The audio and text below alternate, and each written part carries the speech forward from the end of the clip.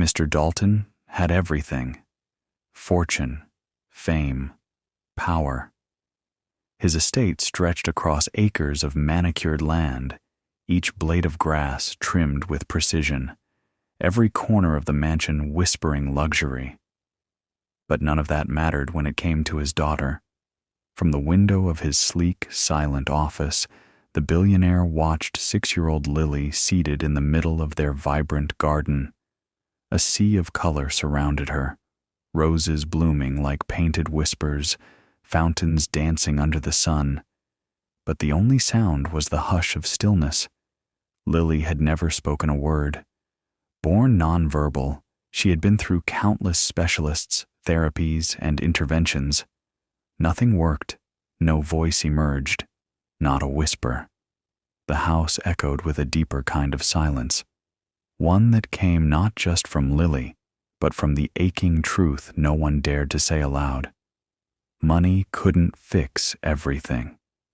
One late afternoon, as Mr. Dalton's black sedan rolled past the garden wall on the way home from yet another boardroom triumph, something unexpected caught his eye. Just beyond the estate's edge, 3 boys were playing soccer with a worn-out ball, their laughter unrestrained, their energy wild and free. Their clothes were faded, their shoes mismatched, but their joy? Unmistakable. And there, near the gate, stood Lily, watching them. The next day, they returned. This time, the ball bounced a little too far and rolled through the open gate. Lily picked it up. One of the boys, cautious but smiling, approached. No words, just a gentle gesture for the ball. Lily didn't speak, but she smiled and tossed it back. From behind the glass, Mr. Dalton saw it. The smile, small, soft, but real. His chest tightened in a way he hadn't felt in years. He began instructing his driver to slow down whenever they passed. Day after day, the boys returned, and slowly, so naturally, it was as if they had always belonged. They never entered the property without invitation, but Lily began meeting them at the edge. The boys were different from anyone Mr. Dalton had ever known. Jaden, the quiet leader with kind eyes. Malik, always laughing, always joking. And Carlos, the shy one, who drew pictures with chalk on the stones near the fence. They didn't speak to Lily like she was broken. They didn't try to fix her. They just played. Jaden taught her hand signals. Malik made up ridiculous rhymes and tapped rhythms on the fence. Carlos coaxed her to draw beside him, adding colors to his stick figures and suns. Lily never said a word, but she clapped, she mimicked, and even hummed along. And then, one golden afternoon, it happened. Malik had fashioned a little flower out of grass and leaves. He held it out to Lily and said, "Pretty, right?" Lily looked at it, then at him, and in a voice barely more than breath, whispered, Pretty. Time froze. The boys looked at each other, mouths agape, then erupted in cheers. Carlos ran in circles, shouting, "She talked! She talked!" Jaden and Malik whooped with joy, clapping and jumping. And behind the window, hidden in shadow, Mr. Dalton wept.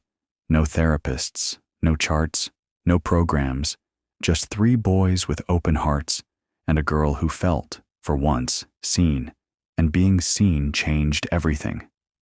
One evening, just as the sun melted into the horizon, casting an amber glow over the garden, the boys played their usual game. The ball rolled to Lily's feet.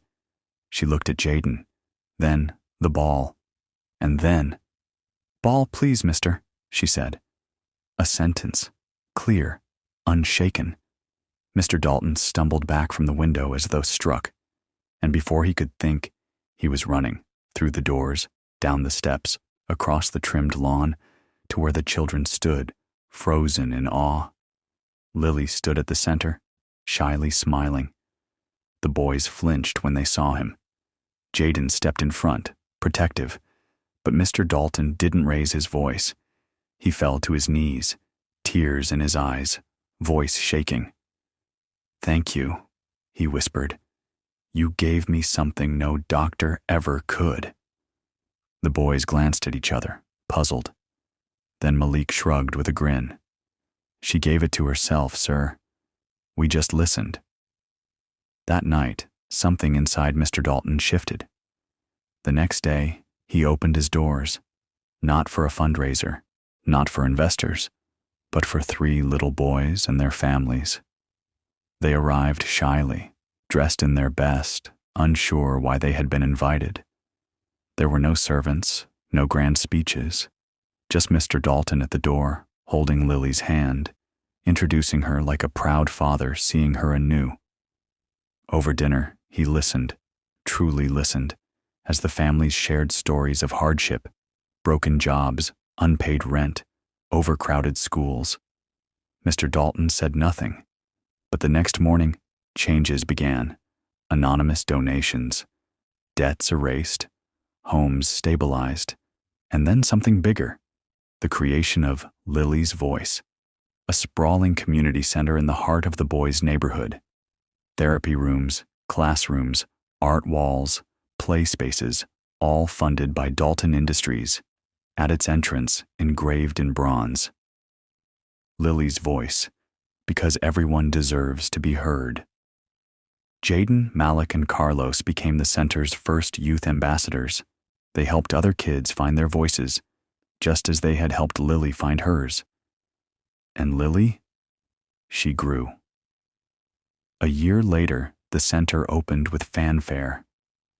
On a small stage under a white canopy, surrounded by hand-painted sunflowers and giggling kids, Lily stepped up with a microphone. Taller now, stronger. Her small hands trembled, but she didn't falter. Jaden gave her a thumbs up. Malik made a goofy face. Carlos crossed his fingers. And Lily, her voice clear and certain, said, "Thank you for giving me my voice." The crowd erupted. Applause thundered. Reporters wiped their eyes. Mr. Dalton stood still, unable to speak. He had built empires, bought companies, saved industries, but nothing compared to this. As Lily stepped off the stage, she ran to her 3 friends, hugging them tight. They stood there, the 4 of them, bound by something more powerful than words, because sometimes all it takes is kindness. Sometimes all it takes is someone willing to see. And sometimes, miracles don't come from money. They come from hearts wide open.